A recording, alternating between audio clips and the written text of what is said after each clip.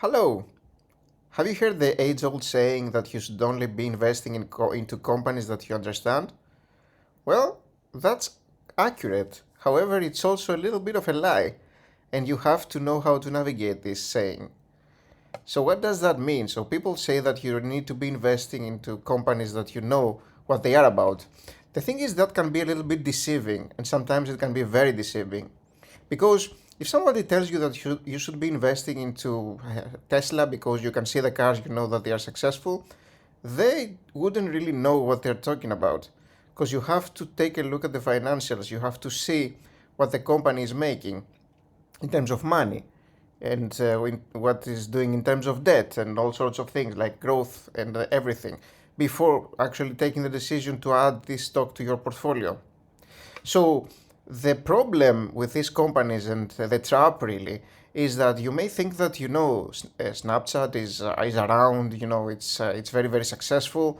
Same goes with companies like Twitter, and you're like, okay, if I purchase this now, I won't really have any fear because it's gonna grow much higher, and that is not the case, as you can see, for example, in the example of Snapchat over here. It's been going down and down and down, and we will examine the financials. But before we do so, if you enjoy the videos that I'm making, please leave a like and subscribe. And I'd love to see you in our Discord channel. You can find the link below in the description box of this video. I'd love to see you there. So let's take a look at Snapchat now. Snapchat's outstanding shares $1.6 billion. And we can see it here. We can see the chart of the outstanding shares. And as you can see, Snapchat has been selling stock to investors, a lot of it, over the years. The shares outstanding have grown almost like 40% or so since 2017. That's a lot of extra stock. They have been diluting investors a lot just to gain some extra funds over here.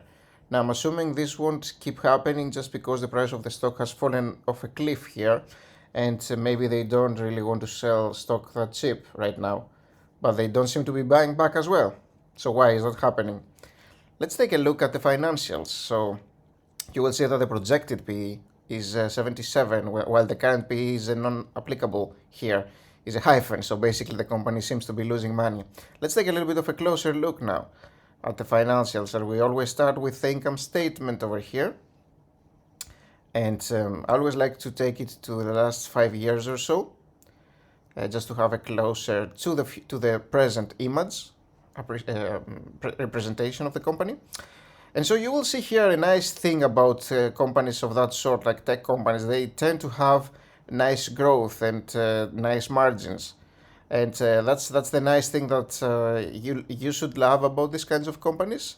Yet you still need to make sure that they will keep doing well in the future, and they're currently doing well.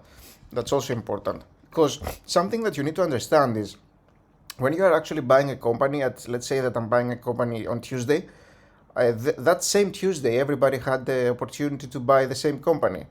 And so when they are buying that company, the current value of the company includes the assets of the company and the free cash flow the company is making, pretty much everything. And so what are you really buying into in terms of investing? You're actually investing into the company because it will keep making money. And so it will keep adding to its balance sheet, it will keep adding to its cash flow, right? Otherwise, why would you buy it, and to which person would you want to sell it later? Unless you want to sell it to the greater fool who will be buying it at a lower actual valuation, at a lower intrinsic value. But that's not going to be happening forever. So you want to be investing in a way that makes sure that the company's value will grow over the years. It's very important. And unless you are based on hype, in which case you are just trading, I'd say, and you are again trying to find sort of like the greater fool. So take a look over here. And in this YouTube channel, I will never actually be suggesting companies and stocks just because they are flying, and they're making zero money, they're losing money every year, and I'm just suggesting them because they grew up 30%. This is not gonna happen in this YouTube channel. I'm actually taking a look at companies as I would if I were somebody who is actually buying the company, and not just somebody who wants to sell you a course about stocks and they don't have no idea what they're talking about. So The net income here is in the negative. However, at least it's actually growing upwards. So it's, the company makes more money, actually loses less money, I should say, every year. So that's at least something, but they are still losing money. So you'd have to wait quite a while it looks like, for this company to start growing into positive territory. The balance sheet of the company, I want to take a look at the total equity over here. Total equity growing a little bit. I'm assuming this is because of the extra stock that they have been issuing. Look at that. It's like in the billions over here. They have been issuing more and more and more shares, and they took advantage of the growing stock price. And you see, this is why they may have been issuing the same amount of shares over here, but because the stock price was rising, this is why they're getting more and more over here. Now, this can be okay in some situations where they're investing their money in a nice way, and they are making it back in terms of investing. But overall, as an investor, as a stockholder, you don't really want to see that much extra stock being added to the company's float, really. Okay. So cash flow here. The cash from operations, at least this is growing positively here. So this has become green after many years. That's good to see, at least. And a little bit of investing over here, and they actually sold some securities here. And financing over here, I'm expecting to see the issuance of common stock over here. And some debt as well. Yeah, there's some debt that's being issued too. And the free cash flow, negative free cash flow, approaching zero or maybe becoming positive soon. That's interesting. Okay, at least it looks like the company may be turning some profit sometime soon, which is at least nice. Okay, let's take a look at the solvency over here. A little bit of debt. Yeah, the company just got some extra debt, so it makes sense that they have increased the total debt to equity position over here. And the thing that really worries me is the cash flow, obviously, because right now the company is not making anything. They're just financing themselves from investors. That's the story here.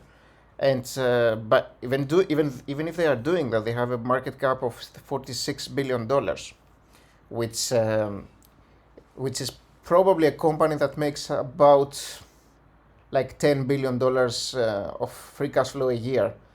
No, sorry, not 10. Maybe $2 to $3 billion of free cash flow. Again, if you give it a multiple of 20 or so. So maybe it would be better for, if a company made 1 billion, 1.5 billion, it would be more normalized. It would be more normal for this kind of market cap. Even now, when the company's stock price has dropped off a cliff, that would be the normal. So what am I doing with Snapchat? No, obviously, again, Snapchat, a very, very trendy stock. I know that a lot of people will disagree and will be like, okay, this company will grow tremendously in the future.